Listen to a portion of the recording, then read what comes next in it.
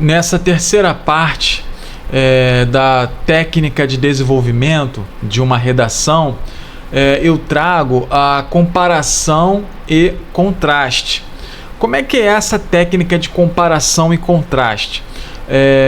Ela é muito utilizada e é uma forma de você relacionar duas ideias e também contrastá-las, tá? No momento em que você precisa tratar de um certo aspecto dentro da redação que você está escrevendo, tá? Então, quando você começa a desenvolver a sua redação, você pode muito bem fazer comparações, analogias, tá? Que sejam, obviamente, produtivas. Então, como que eu vou relacionar isso? Eu vou mostrar.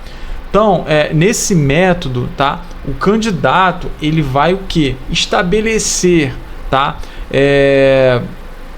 Uma verossimilhança, tá? Ou seja, semelhança, né? E também diferenças, né? Semelhanças e diferenças entre o que? Dois aspectos, dois elementos. O que pode, tá? E vai enriquecer a sua argumentação ao mostrar diferentes perspectivas ou contextos. Vamos observar nesse tema aí que eu trouxe. Olha só o tema. A representação da diversidade na literatura brasileira. Vamos entender. Enquanto Graciliano Ramos, em Vidas Secas, retrata a seca nordestina como um ambiente hostil que esmaga a esperança de seus personagens, Jorge Amado, em Capitães da Areia, mostra a resistência humana diante da adversidade, mesmo em condições igualmente desfavoráveis. Ponto. Agora é a conclusão. Logo, vírgula, ambos os autores exploram a luta pela sobrevivência, vírgula, mas enquanto Ramos enfatiza a desesperança, vírgula, Amado ressalta a capacidade de superação, evidenciando duas faces da mesma realidade, tá? Então, o que acontece aqui, né? Já dá para perceber, uma comparação entre quem? Graciliano Ramos, que escreveu o que? Vidas Secas, e quem depois? Jorge Amado, em Capitães da Areia. Então nós temos aí a comparação. E o que nessa comparação nós temos aí também em comum? Nós temos um conflito de realidades, tá? Nós temos duas realidades, porque quando eu falo de comparação, eu estou falando de contraste.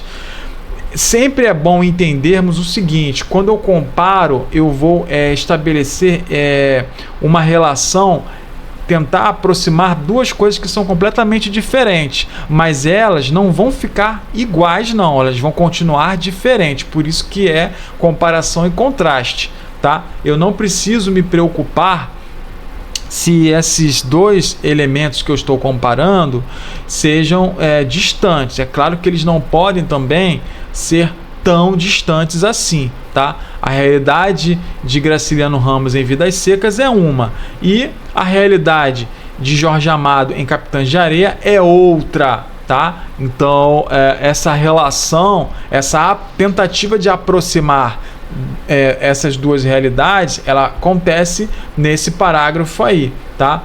Então, observe que há em uma o que? O retrato, tá? Aqui, ó, o retrato do que? O que tem em Graciliano Ramos? O retrato da seca, tá? No Nordeste, né? Como um ambiente o que? Hostil. O ambiente ele é tão difícil de se viver nele, é tão difícil viver na seca, que ele é considerado um ambiente hostil, tá? Que vai justamente o que? Esmagar a esperança de seus personagens, tá? Observe, olha como é interessante comparar. Olha como é interessante e poderoso esse método de comparação e contraste.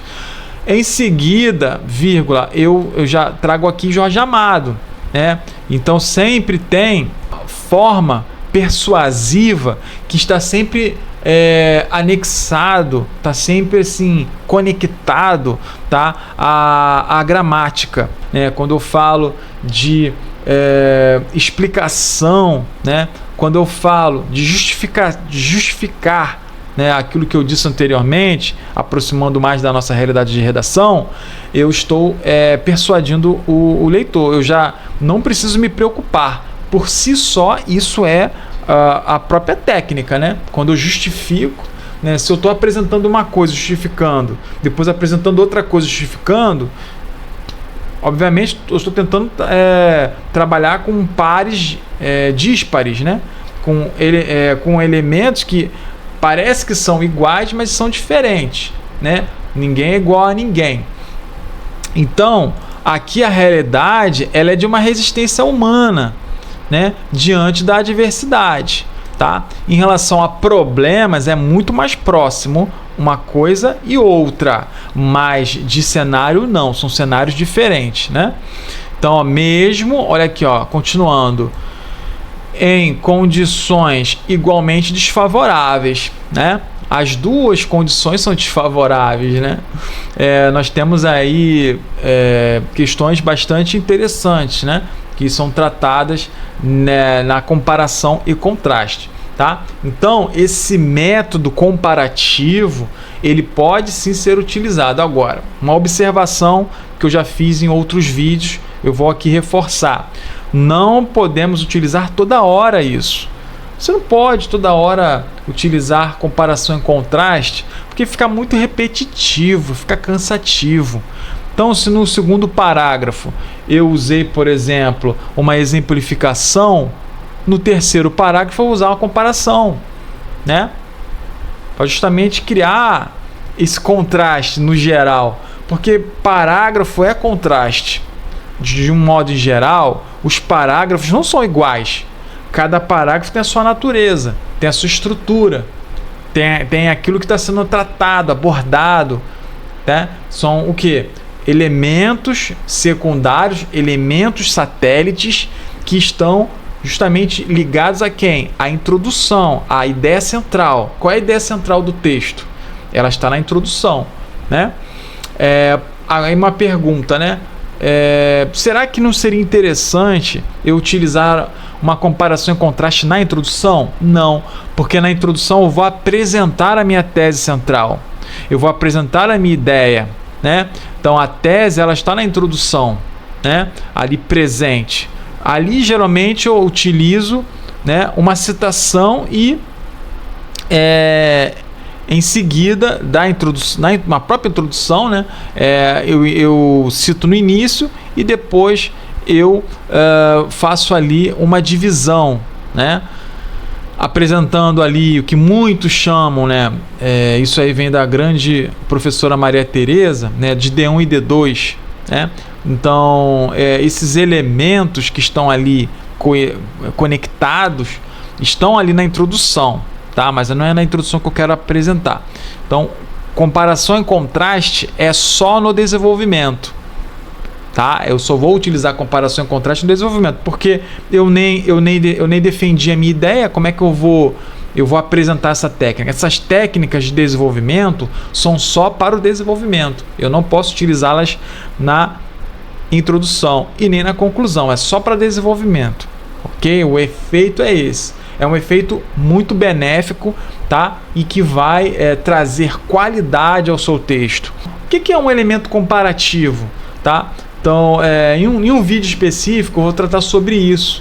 Eu vou tratar sobre conjunções. Eu vou tratar sobre operadores lógicos discursivos, tá? Então, essas palavras de comparação são importantes. Como, né? Eu falo assim, por exemplo, como, da mesma forma, né? Igualmente, né? Mesmo, tá? Então, isso tudo é um repertório de elementos comparativos. Então, a comparação ela tem palavras.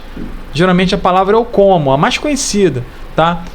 Então, ali, o que foi tratado ali, né, nesse parágrafo aqui, é mais assim algo que vai mostrar em um ponto e depois em outro, né? Então, quando você estabelece a ligação, o contato entre dois pontos, você precisa tratar isso dentro da escrita como sendo algo logicamente necessário, né? Ligado a elementos da gramática, elementos da própria coesão, tá? Então aqui nesse texto isso aparece, tá? Então quando você fala enquanto um faz isso, né? O outro, só que está omitido aqui. Outro, quem é o outro? Jorge Amado. Enquanto um faz isso, o outro faz aquilo. Então há uma operação lógica, né? Há uma relação entre uma coisa e outra, né? Uma comparação entre uma coisa e outra. E essa comparação, obviamente, ela é contrastiva, tá? Ela vai buscar exatamente relacionar coisas de universos que são diferentes, aproximando-os dentro daquilo que está sendo tratado, que é a representação da adversidade na literatura brasileira. É o tema que foi tratado nesse parágrafo aqui, tá bom? Então no próximo vídeo eu trarei mais técnicas de desenvolvimento, e eu espero que você escreva mais, melhore mais a sua comunicação escrita e tire notas excelentes, que você consiga passar aí nos concursos e obter êxito, tá? Muito obrigado. Tchau, tchau. Até o próximo vídeo.